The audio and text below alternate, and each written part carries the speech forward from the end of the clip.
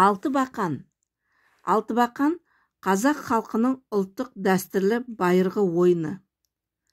Алтыбақанды ауыл жастары ауыл сыртындағы таза көгалды алаңға орнатады. Алтыбақан үшін ағашы жоқ жерде жайлап отырған ауылдың жастары желден үйді сақтайтын, шаңыраққа тірейтін кәдімгі жуан бақандарды пайдаланған. Содан да Алтыбақан ойыны аталған деген түсінік бар.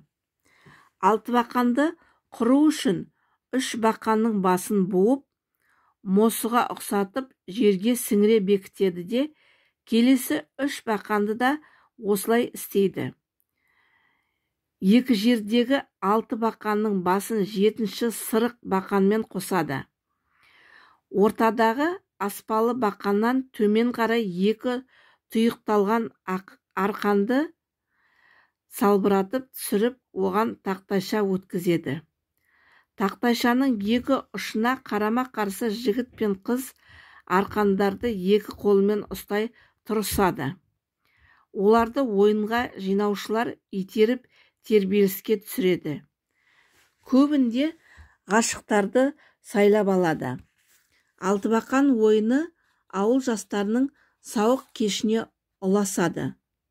Алтыбақан тебушілер әндетіп, оларда жиналған жастар әуенмен сүйемелдеп әндетіседі. Кейде айтысып та жатады. Мұндай қыздар мен жігіттер айтысына айналады. Мұндайда Алтыбақан басында басқадай ұлттық ойындар жүреді. Бұл ойынның ойын-сауық кештік сипаты басым. Ойынның негізгі мақсаты ынтызар, ғашық жастарды кездестіру, оларды жақындастыру, келешек тату-тәтті қазақи жанұяларды қалыптастыруға ықпалды ойын. Алтыбақан ауыл жастарының басты ойын-сауығы болған. Бүгіндері Алтыбақан жаңа дәуірге сай жаңа сипатқа түсті. Бұл ойын ұлт ерекшелігін айқындайтын көне, байырғы ойын-сауықтың негізгі түрі. Алтыбақан ойынынан кейбір той-думан, тілеу, мереке мейрамдарда кеңінен қолданады. Бұл жалпы халықтың сипатқа тән көпшілік ойыны.